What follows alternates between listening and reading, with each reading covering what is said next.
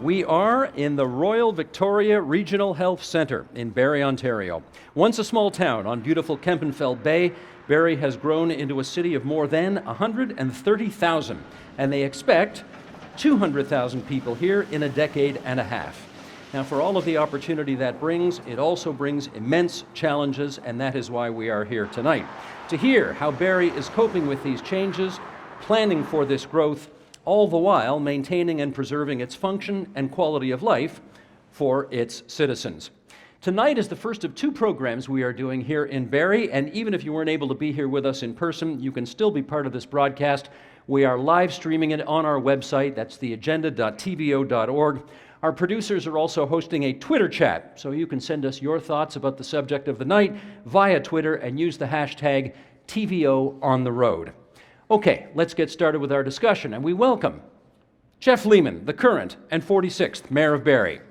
George Taylor, MPP for Simcoe Centre from 1977 to 85. He was also Ontario Solicitor General. Jean Cumming, Editor-in-Chief of Lexpert magazine, published by Thomson Reuters. And Michael Johns, Professor and Dean of Arts at Laurentian University's Barrie campus. It's good to be here, everybody. First of all, I've known some of you. Jean, oh, we're applauding for the guests? Okay, that's nice.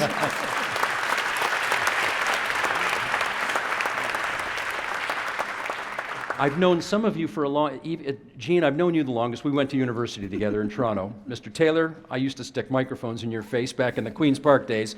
Anyway, we are going to get into the discussion of what's happening to, Jean, your hometown, as we go through the course of the evening. And to that end, let's bring up this graphic where we'll start showing what the population was in Barrie a little over half a century ago. It was a place where barely 20,000 people lived. And then, through the course of the years, in the 70s, almost 28,000. And then into the 80s, over 38,000. And then into the 90s, you're up over 62,000. By the 21st century, it's over 100,000. By 2011, 136,000. And the projected population by the year 2031 is over 200,000 people. Now, our packaging director, David Irwin, went to the streets and shot some videos here in Barrie. You can see all of these videos on the website, theagenda.tvo.org. And here's a clip from one person. This is how one Barrie resident described what has happened in this city. Roll tape.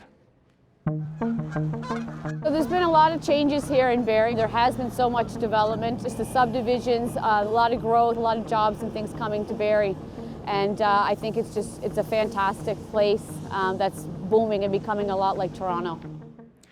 Becoming a lot like Toronto, which is not a good thing for some people, kind of an interesting thing for others. Let's get into this. Mr. Mayor, first of all, thanks for having us in your beautiful municipality. I want to start by finding out what everybody's original connection to Barrie was. When did it start for you?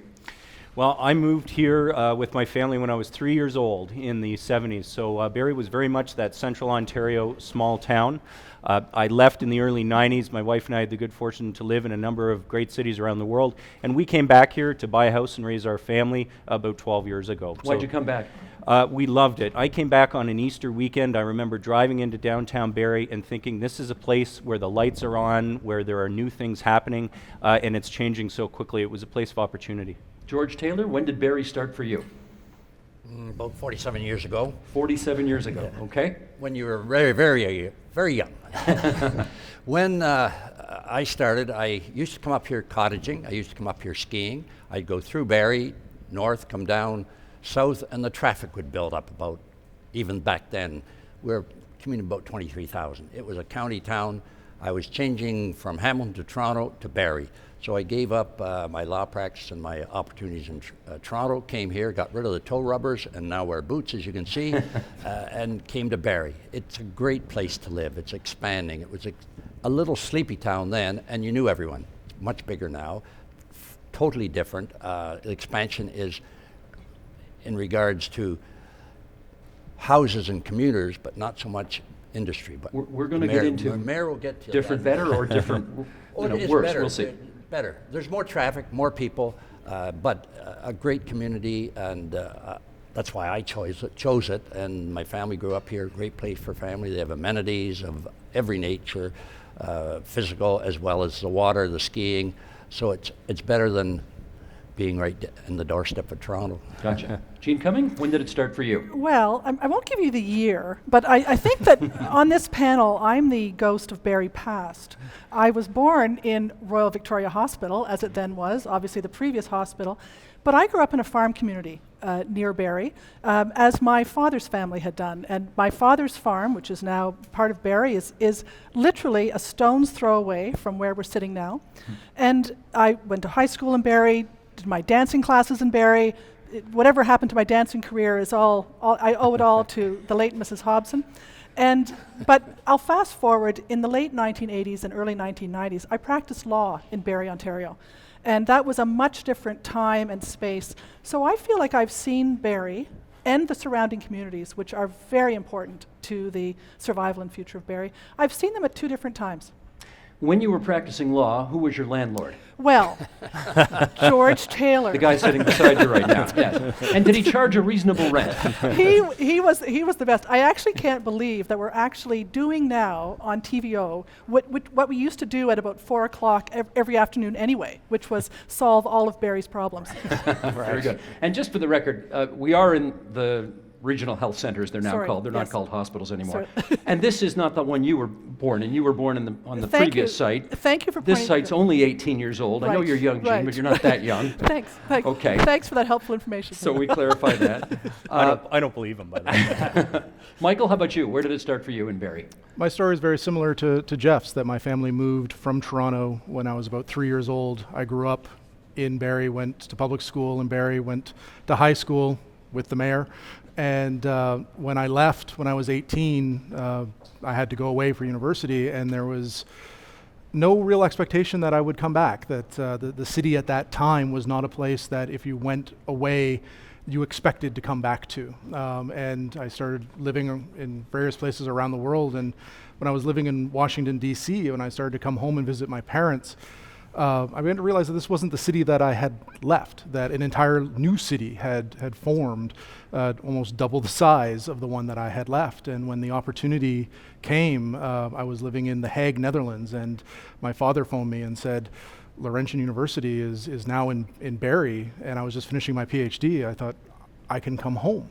And I had never thought that was going to be my reality, but the city that I left and the city that I've come home to are two very different places, and I couldn't be happier. When did you come back? I came back in 2003 And your plans are? to help build a university here and stay for here on out. Let's find out. George put a little meat on this bone earlier, what that population growth and what the changes in the city look like actually on the ground. Mr. Mayor, why don't you start out with this? The city you left once upon a time, and now that you've come back to, what are the biggest differences? Well, 3 times as many people, but growth comes with challenges, but it comes with tremendous opportunities. This building that we're in is a great example. This city gave $25 million in donations towards the construction of a regional cancer care center and the expansion of the hospital. That would not have been possible in a city of 40 or 50,000, but it was possible in a city of 140,000. So some of the challenges that come with it, and I hear about it as mayor every day, traffic, keeping the services up, trying to find doctors. We continue to have a shortage of family physicians here. But we tackle the challenges because ultimately growth is what builds a stronger city. And it brings new ideas, new blood, new businesses, and that's the lifeblood of a community. We should just point out that we're in the lobby of the hospital, and the hospital is obviously open and treating people. So you're going to see people walking through our shots all the time, and we should just explain that's why. Michael, why has Barrie grown so quickly? I think the main reason is its location, that this is a city that is 90 kilometers from Toronto. And so as the housing market got more expensive in Toronto, people like my parents saw opportunities to not live in Toronto, to live somewhere else, but have the amenities. And so if you go an hour drive south, you're in Toronto. If you go an hour drives north, you're in the Muskoka region. You're near Wasaga Beach. It's a place that if you are looking to build your life, if you're looking to build all of the amenities that you want at a price that a new family can afford, that was very, very appealing to people in the 70s, 80s, 90s as the highway system really started to solidify. And so it was just a place where people could come, they could enjoy all the benefits of life in a small city, be close to a big city, be close to their vacation properties. Jean, when you come home for a visit, do you like what you see? Absolutely. There are the lakeshore. The lake is prettier than it ever was when I was growing up here. So there are many things here. And I guess picking up on what both of the other guests have said, the challenges really do relate to the traffic, the highways and the byways. So if anyone gets caught in a traffic jam on the highway in Barrie, as I did on the biggest traffic day last summer, you have to have someone in the car who knows the back roads of Barrie and the adjacent townships, as I do. But they are completely impenetrable to anyone who doesn't know. And this has to do with historic reasons about the development. But it is a challenge to have a city built around a bay with different municipalities feeding into it. George, the woman off the top in the clip said, it's becoming a lot like Toronto. A lot of people moved to Barrie or liked Barrie when it was half as big because it wasn't at all like Toronto. Are you concerned that it's becoming too much like Toronto? No, I think there's a long way to go before it comes too much like Toronto. We still are people that you say hello to in the morning when you meet them. There's a service club envy around here. They compete with each other to supply the money for these hospitals. The people look to this community and love the community and work in the community. I recall when this hospital started, I had a commitment. You mentioned I was in government. I had a commitment for it. But Wayne Bush, the then president of Georgian College, I said to him, why don't you donate the land of the hospital? That developed this whole complex around here. And look what you've got, and Janice knows how big it is. The Rotary Club, the Kinsman Club, the Kiwanis Club, all contributed money, and the community works on volunteerism. And this hospital does too, as Janice will say later. Well, since you've partially introduced her, why don't we do that right now? Let's just do a little reminding everybody. We're at the Royal Victoria Regional Health Centre in Barrie, Ontario. We are live streaming this event right now on our website, theagenda.tvo.org. You can also share your thoughts with us on Barrie's developments, positive, negative, whatever. Use the hashtag TVOOnTheRoad. As Mr. Taylor has helped me do, let us now welcome to the broadcast Janice Scott. She is President and CEO of this Royal Victoria Regional Health Centre. And first of all, thanks for having us here today. My welcome to you and to your team, Steve. Tell us how you think the growth of this city has affected your hospital. Well, really, RVH's growth just mirrors the boom in Barrie itself. Every time, we have a 118-year history, and we have had many sites and many needs for growth, and it's all about population. So back in 2005, we applied to government and responded with doubling the size of this building just to keep up with the growth itself. In addition to that, of course, we also provide many regional programs now so that many people, not just in the city of Barrie, but the surrounding regions, can also come into RVH for care. So what new treatments, facilities, et cetera, did you get when you did the big expansion a few years ago? Expansion opened in 2012 with the Simcoe-Muskoka Regional Cancer Centre right behind you, which is a full and comprehensive centre as the other 13 in the province. We also provide regional stroke programming, trauma centre, we have a regional lab service, as well as interventional radiology services. And now we're going towards advanced cardiac care for people as well. You're going to correct me if I got this wrong, but between Newmarket to the south and Sudbury to the north, is this the biggest hospital? By far, absolutely. There are many people throughout the region who really rely on us to bring care closer to home. What's your budget here? Our budget is $300 million a year. $300 million a year? Yes, we're the largest employer in Barrie at 2,600 staff, close to 400 medical staff, and very proud to say 900 very active volunteers.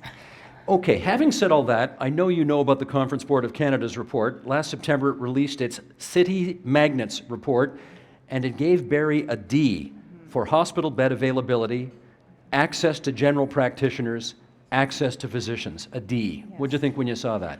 Well, first of all, the information came from prior to the expansion being opened. So it always takes time for information to catch up. And in our expansion, we added 101 beds. We added a specialized bed for respiratory, cardiac care, and so we were able to really grow and really meet the needs of the community. So a lot of that spoke to the issue of the fast-growing population and getting this expansion open in time to meet those needs. Secondly, I was surprised, I moved here 10 years ago, and that we had such a shortage of family physicians. So we engaged with the University of Toronto and and very strategic direction to bring family medicine residents here for 2 years. And research shows that if physicians come and settle in a community for a couple of years, they're more likely to stay with us. And over 70% of our graduates have now remained in the region. So we're really having a positive impact and a long-range plan for primary care access.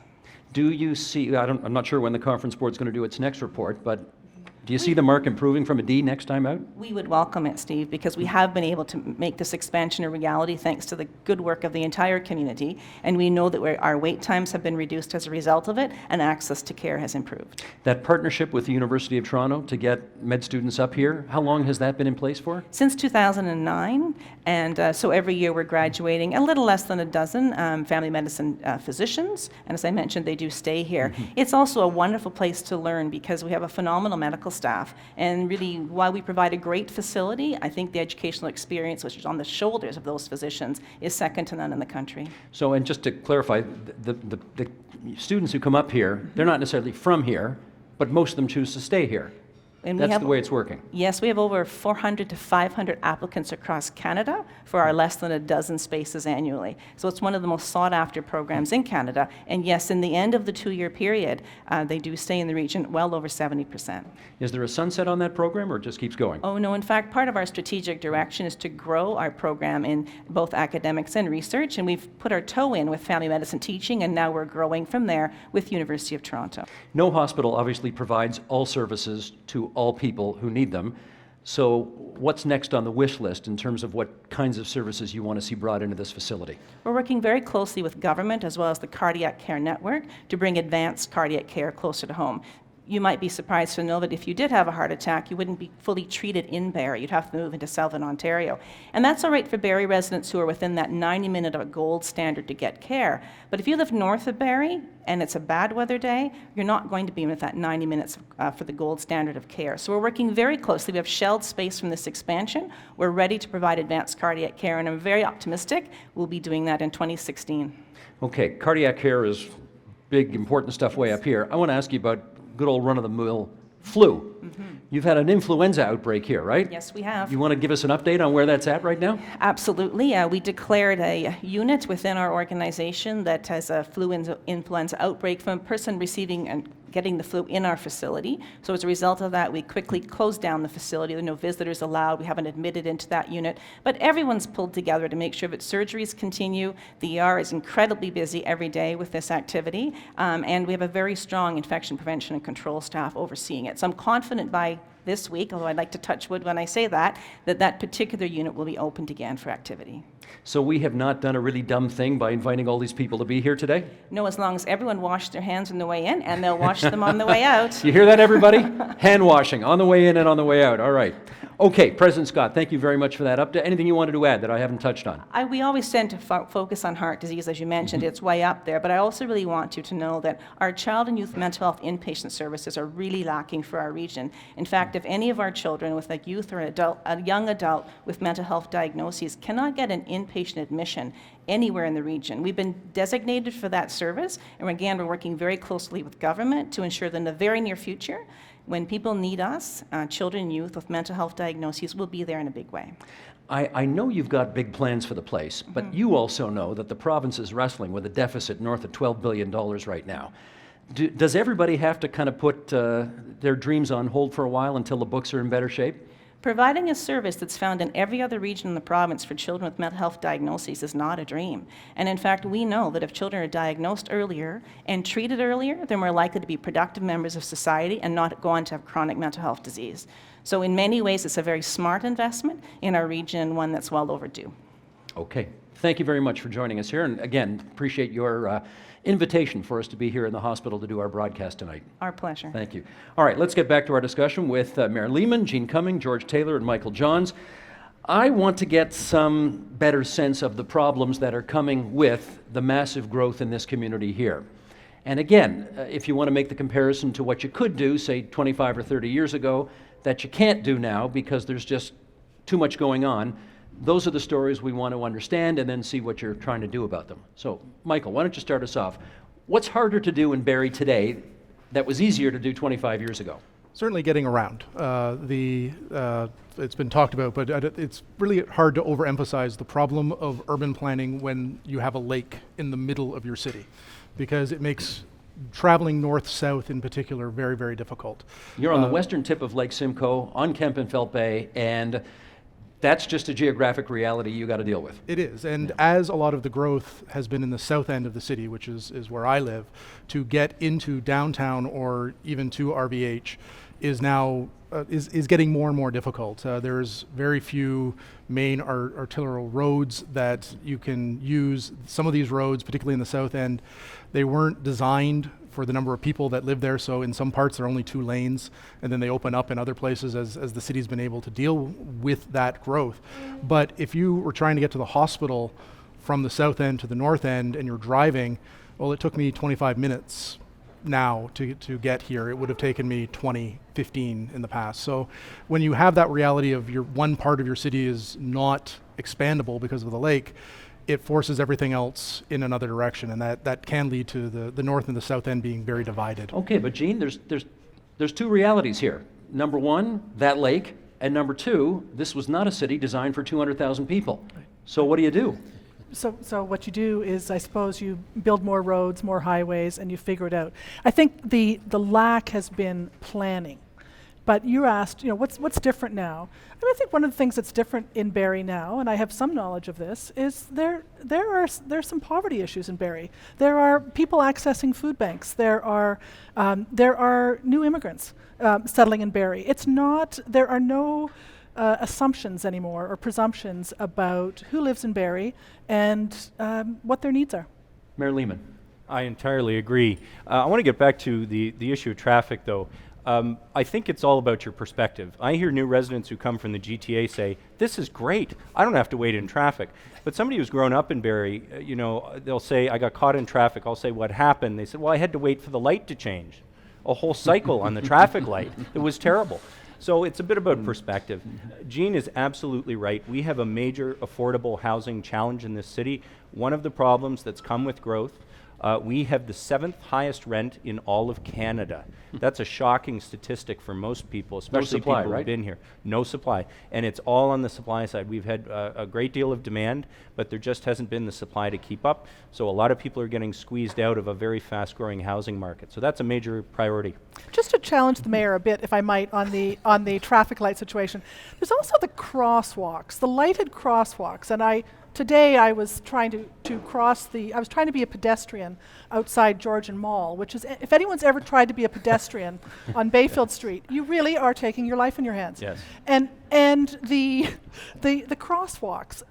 So the light, when that citizen told you that they had to wait for a whole light, sometimes it takes a really long time.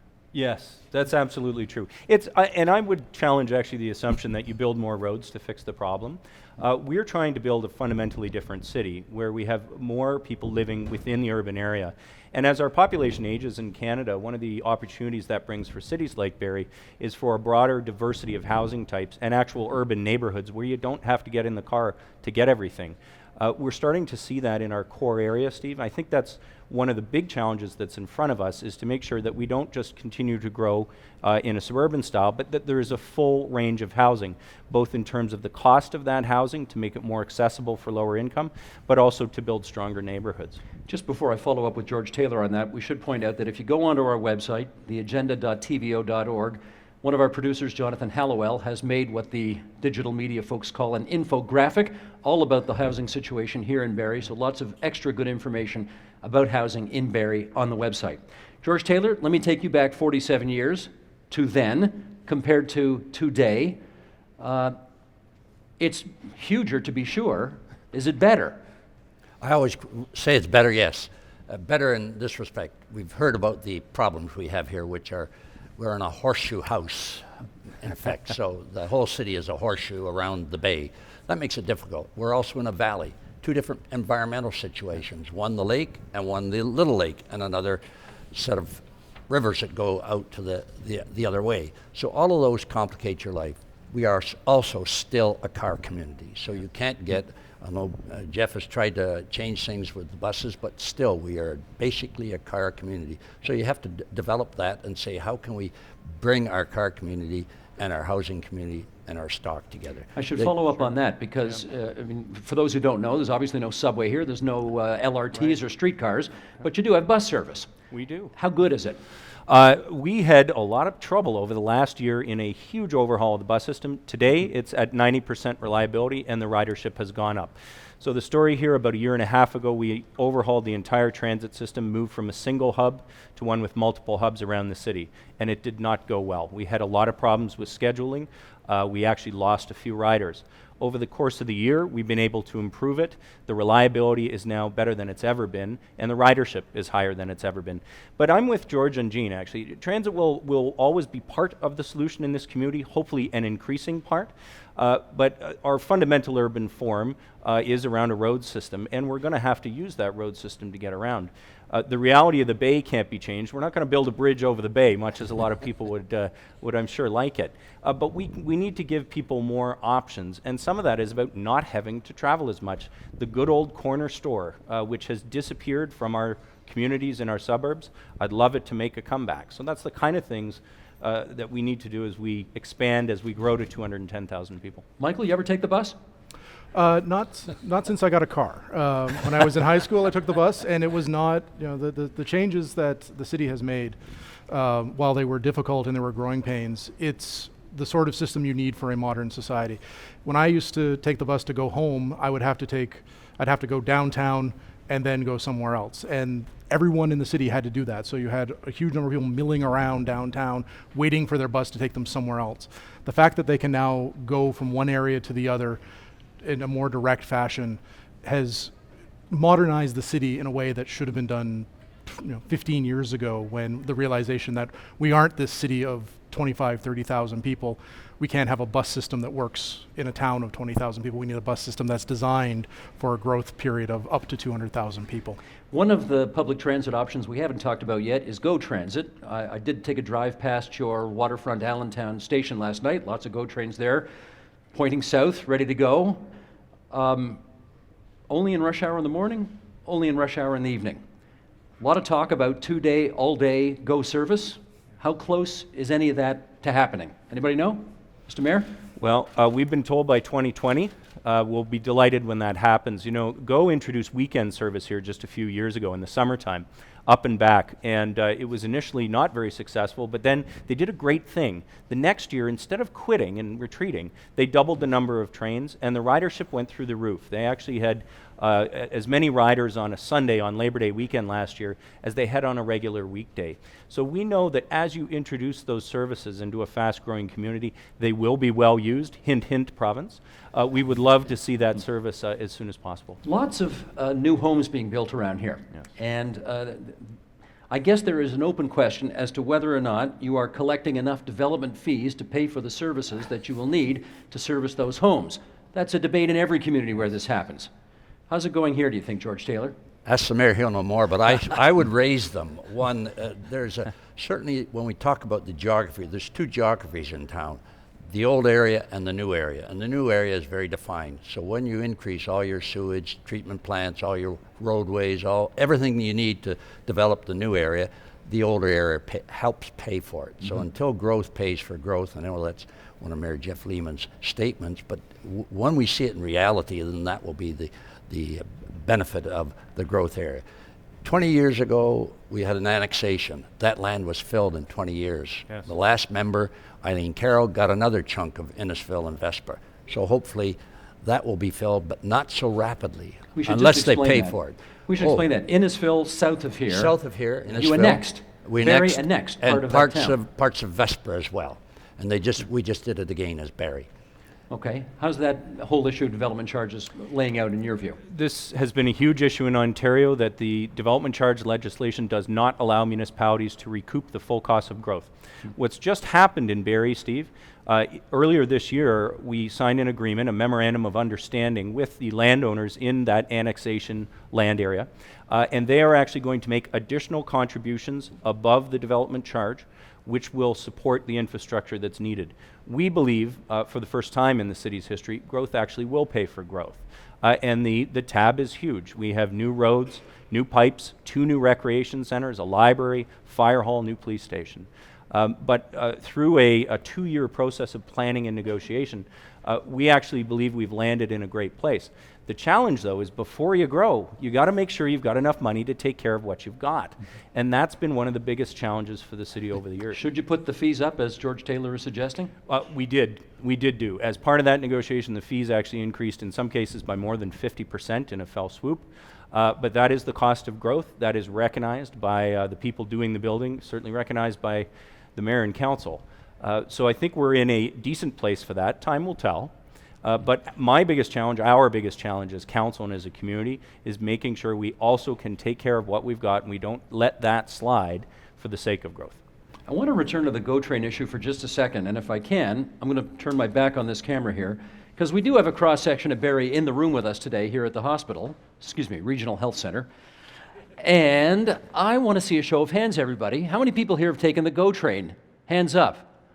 Okay, hands down. How many people here on a semi-regular basis take public transit in Barrie? The bus service. Look at that. Almost no hands up. Hands up if you're driving basically all the time in your car to get somewhere. There you go. Okay, that's a reality of dealing with Barrie today, isn't it? So what do you do with that? Well, as mayor, what we try and do is we build communities that are a little more transit supportive.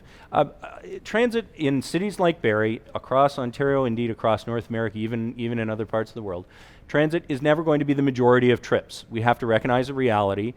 We are a road-based system. But what we can do is encourage more trips by transit and by other modes. And I'm a big believer, as I mentioned previously, in services, shops, being in communities. The great old neighborhoods in this city still have corner stores. They've still got services that are closer to people. It is still possible to go for a walk for the carton of milk or to drop off your dry cleaning. We need to get back to building neighborhoods in that way, and I think that's one of the interesting things that's going to come with the development in our annexed lands.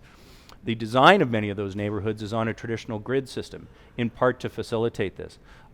They're intentionally planned with neighborhood centers, which we hope will be those opportunities for people, instead of having to take 3 or 4 or 5 car trips a day, maybe only have to take 1 or 2, and maybe there are options to walk or take your bike or take transit a little more often. Okay, let me put one more issue on the table, and that is, it is never easy to close schools anywhere in Ontario, regardless of where you live.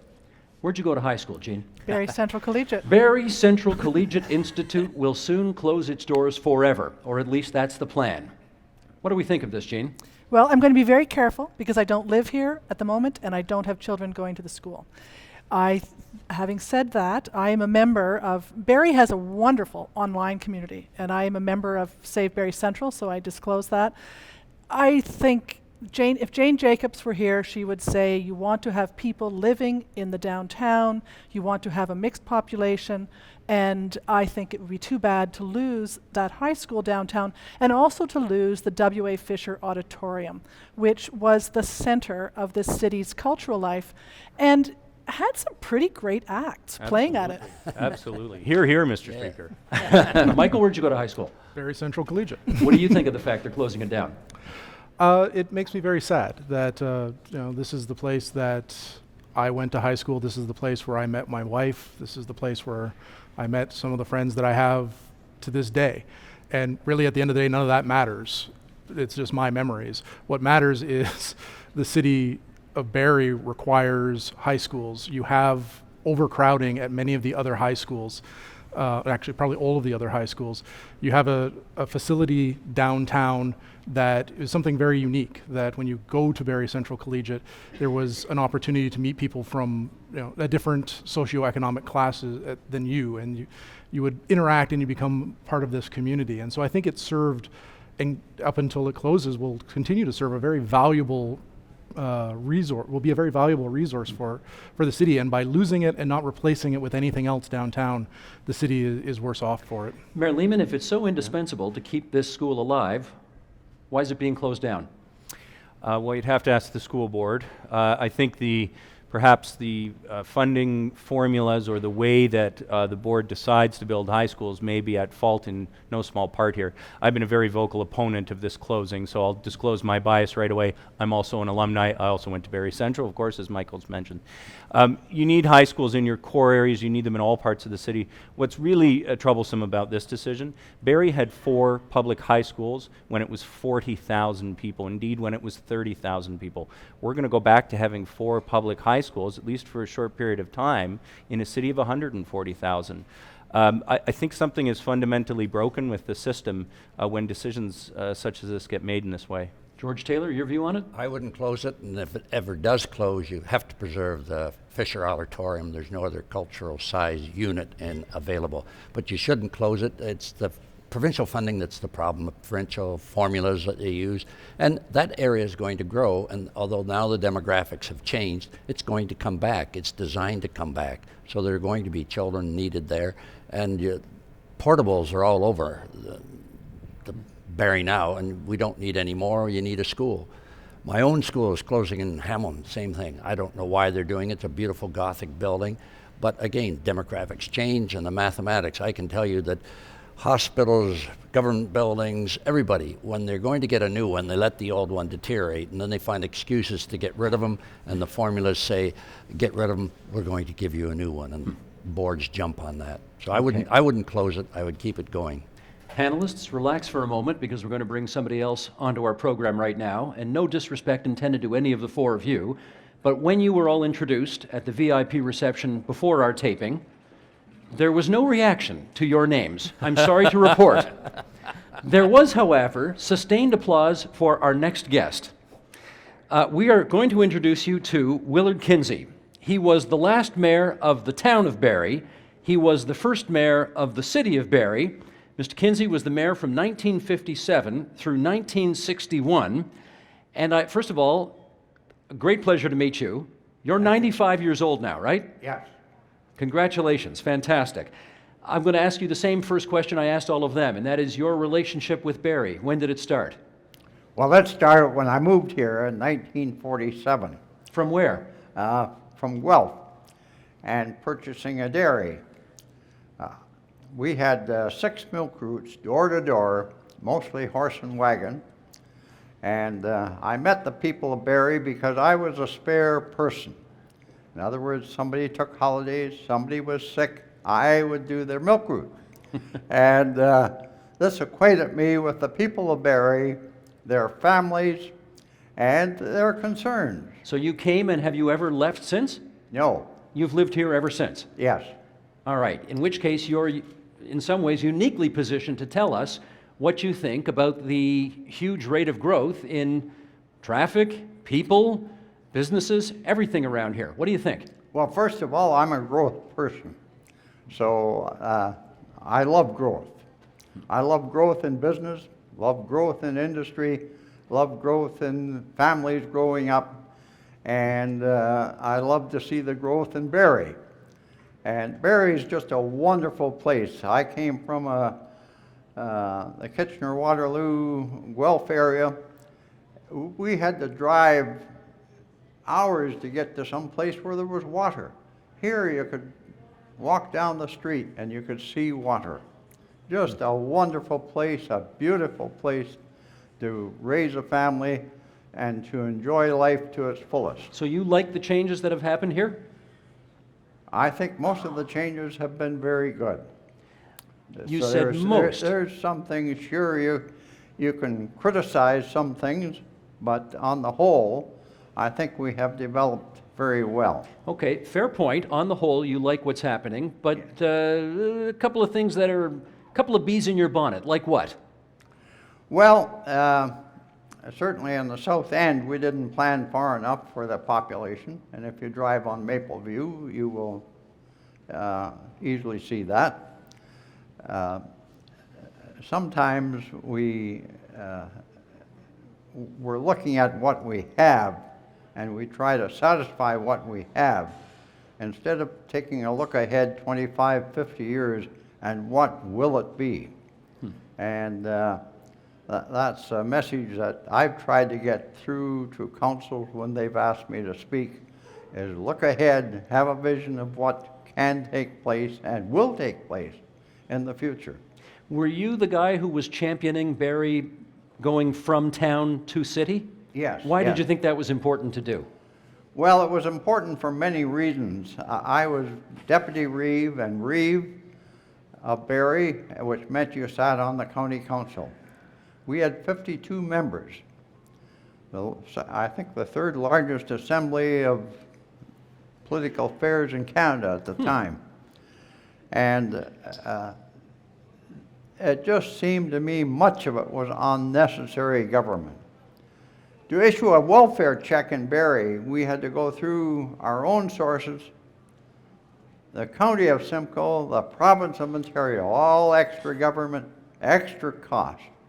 And here, by one stroke of becoming a city, we could eliminate 1/3 of all these procedures and have a much greater efficiency at less cost. Now, when you ran for re-election and won, do you remember the percentage of the vote that you got? The reason I ask is because I think when Jeff Lehman ran the last time, did you get 96% of the vote? Oh, you're too kind. 92. 92% of the vote. I mean, it's Saddam Hussein-like numbers the guy's getting here. Anyway. I was nowhere near that. Nowhere near that. It was a genuine democracy then. Well, let's... I'm teasing. I had a radio host call me Kim Jeff Un. I think it was a compliment. Well, the other big difference here is he runs once and he gets a 4-year term. Your terms back then were single years, weren't they? Yes, and we had to act a lot faster than what they do today.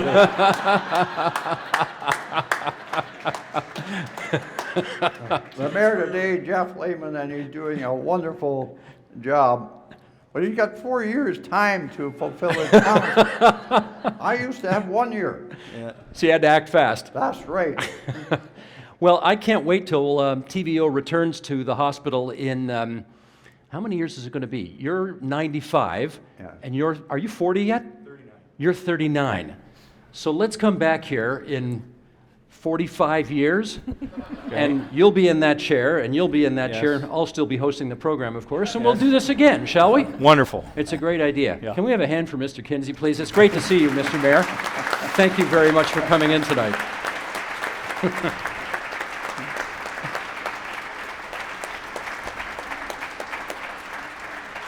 That's outstanding. That's outstanding. Okay, I want to play a little tape because we're going to set up another discussion to come right now here in Barrie, Ontario. Up until this past June, the member of the Ontario legislature for this riding of Barrie was Rod Jackson. And here's a clip of him on some of the important decisions that he thinks Barrie needs to make as it goes forward. Roll tape. Barrie's got a long history of bad planning. Barrie was never kind of expected to be a city of the size it is now. For people that aren't from Barrie, when they see it for the first time, are really confused about it. Things don't run kind of in a typical perpendicular and parallel fashion. Barrie's kind of grown out of its own skin a little bit. So Barrie's got a big decision on what it wants to be. Does it want to be a big sprawling city, or is it a city that realizes that it needs to create more density in its downtown core, decide what it wants on the outskirts and new annexed lands? What kind of employment do we want to grow here? What kind of education systems are we going to have here? Are we going to have a university in Barrie? These are all decisions that we have actually the exciting chance to make in Barrie. And let's follow up, yes, thanks Shelton, immediately with these maps here. Here's some of the things Rod's talking about. The red area is Barrie's urban growth center. It's currently got, if you think about employees, 60 people and jobs per hectare. That's how they measure it. And they're hoping one day to have about 2.5 times that. So lots more density in that area. Let's flip over to the next map then. The yellow is the more than 2,300 hectares that Barrie annexed from the neighboring town of Innisfil in 2010, so Barrie can keep growing. Okay, where do I want to go from here? Mayor Jeff, what are the plans for these two pieces of land, broadly speaking, that we've just seen in that map? Well, the new annexed lands will be new communities. There will be a significant employment area along Highway 400, which will be an industrial area. One of those mistakes in planning that Barrie made, and I quite agree with Rod Jackson, was that we let what was to be an industrial and office area in the south end become a completely retail-oriented area, and that's produce the traffic problems and so forth. But that's got to be jobs in the area along 400. Further back from that, we will have new communities, but hopefully we will learn from the lessons of the past and create new neighborhoods that are more walkable, that have more diversity of housing forms. In the core of the city, we are going to see it grow up a little bit more, but people here are very cautious that we don't end up like Toronto. We don't want to wall off our waterfront. We don't want to see a situation where the public realm is overwhelmed by density. And that's why I'm really keen on the daytime uses in the core. We want more people working in downtown. We want to attract businesses to come back into downtown, not just on the storefronts, but on the second, third, fourth floor of the historic buildings, and to see more office buildings in the downtown. That has the effect of supporting shops and services and creating a better neighborhood to live in as well. Okay, one of the great debates that's happening in this community right now, and something I will have to personally address before I ask the question, especially with a representative from a Laurentian University here. I am, as you pointed out, the Chancellor at Laurentian University. It's a ceremonial position. It's a bit like being the Governor General. You preside over convocation, etc. We have you on this program. Tomorrow night we'll have a representative from Georgian College on.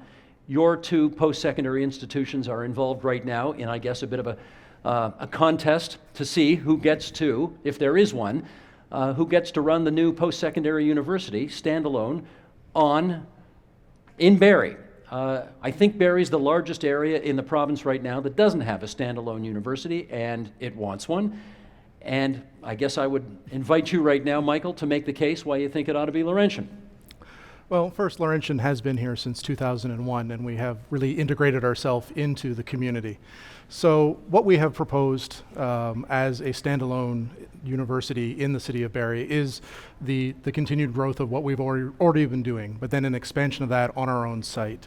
We're looking at about 3,100 full-time equivalency students across 28 programs. And these are some pretty innovative programs. These are programs that Laurentian has spent since 2010 working with the community, asking them, what is it that you want? What is it that we need as a city, as we are growing? What do we have here and what can we add to it? Laurentian's here, but operating out of Georgian College at the moment. College, yes. And you want a standalone university. In order to grow, in order for us to provide the lab space, in order for us to have the footprint that we need to attract students both within Simcoe County, because right now I think it's 88% of students who live in Simcoe County leave Simcoe County. We want to get those students to stay, particularly in Barrie. We would like to attract students from elsewhere. In order to do that, we need our own space, and we need to start providing these really innovative programming that we have proposed. FYI, Georgian's representative, their president, will be on the program tomorrow night to explain why it should be Georgian that gets the shot to do that. My question is, with university enrollment declining pretty much all over Ontario, anticipated for the next 30 years, except in Toronto, do you need to build a university here at all? Jean, what do you think? Well, that's a great question, and maybe over the course of this show and your next show, you will find an answer for that. I certainly was of the generation that had to leave Simcoe County in order to go to university. And it is something that marks this city differently than cities like London, Ontario, or Guelph. You know, this was a city that did not have a university, and that did make a difference. I guess one of the things that I've become aware of is how colleges and universities have changed so much. They have so many hybrid programs, not to mention online education. So I guess I would suggest to the people of Barrie is to really take a hard, practical look. Will the courses be more of what you want if you have a standalone university? Or, as I understand the folks from Georgian College would say, we've got the hybrid programs, we've got the services here, and we have the buildings here. Has this community suffered for not having its own standalone university, in your view? I don't think so, but I would seek out the university. If the province was going to put a university together and put one somewhere, I think they're suggesting 3, I would go after it. It produces culture, it produces students' opportunities, it produces good jobs. There'll be the building of it, and if a standalone is possible, great. But Georgian has done a superb job in their partnerships with their present universities. Where do you stand on this, Mayor Lehman? Well, I think Georgian has done an excellent job with the partnerships, but the standalone campus is the natural evolution of that. I'm often asked, why is the bricks and mortar important? It's because I think a full student experience involves the opportunity to live on campus, to attract the faculty, to have the full range of student services. And I think the other thing that's really critical, why we're so supportive of the standalone and Laurentian's ties to our economy, is that with the changing economy of the city, the program offering needs to be broadened in our community so that we can train workers for the new economy. Okay, we mentioned Rod Jackson, the former MPP for the area, earlier in the program, so it seems only fair that we have the person who defeated him, actually, in the last Ontario election. Ann Hogarth is here. Where are you on this post-secondary issue for Barrie? I'm on the committee that oversees what's happening. I do not get to make the decision, and I think that was done on purpose, since we have two very good proposals into the government. What I do on the committee I'm on, the cabinet committee, is there was a system set out, and that our committee just makes sure that the government goes by that step by step. Do you think, though, that Barrie needs a new standalone university in this city? As I said, I'm waiting for the what happens. I believe in the middle of March there will be a decision made, and who makes that decision? The cabinet, and there are a number of deputy ministers involved. And okay, so don't tell them, just tell me. Are you lobbying one way or another on this? Am I lobbying one way or another? No, but I do think that in this, this government has very clearly said that they are trying to be fiscally responsible.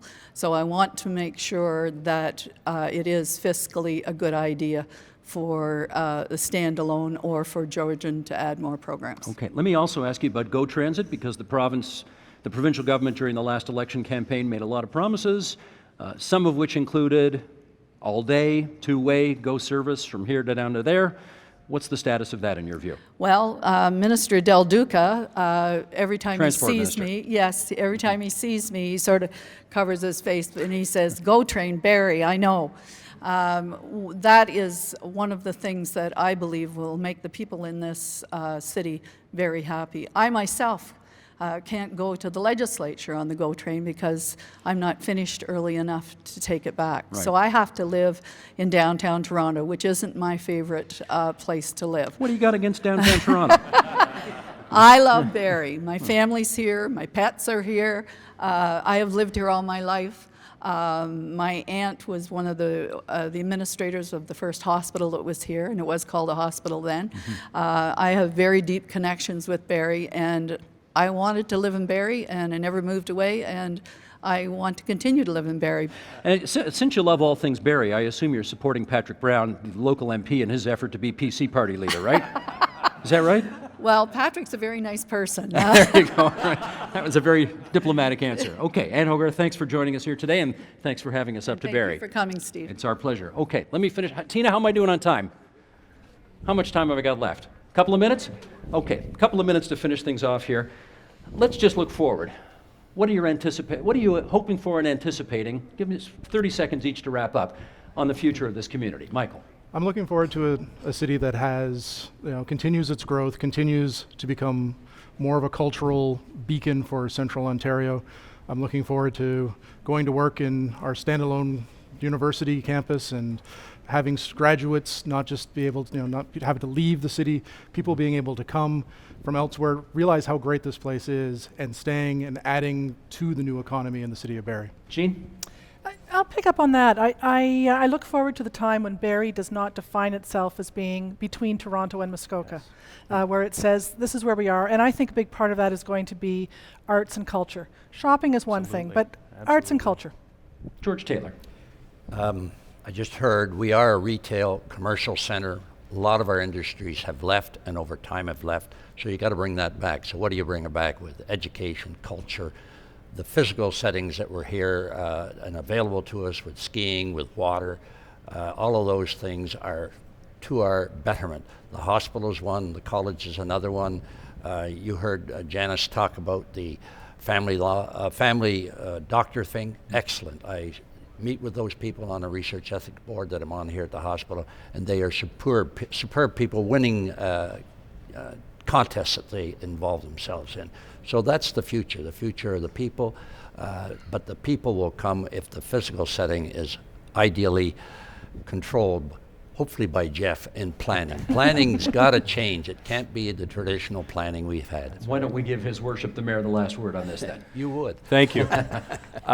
Prosperity in cities that are successful are those that are entrepreneurial, that attract entrepreneurial people. It is about human capital, and that is why a city that is this beautiful is so great. As a city grows quickly, it attracts more people who, by definition, are moving to create a better life. That spirit of entrepreneurialism is baked into the DNA of this community. We need to harness it and really let it loose, I think, on Canada and on the world. We should never accept second best in a city like this, and I agree. We know who we are. It's not about defining ourselves as what we're not, which is a very Canadian trait. But we are a great medium-sized Ontario city that is in control of its own future, and I think that future is very bright. I want to thank all four of you for being on our program here at RVH, as I think they still nickname it, even though that's not exactly the acronym anymore. But thanks so much for being on our program today. Support Ontario's public television. Donate at tvo.org.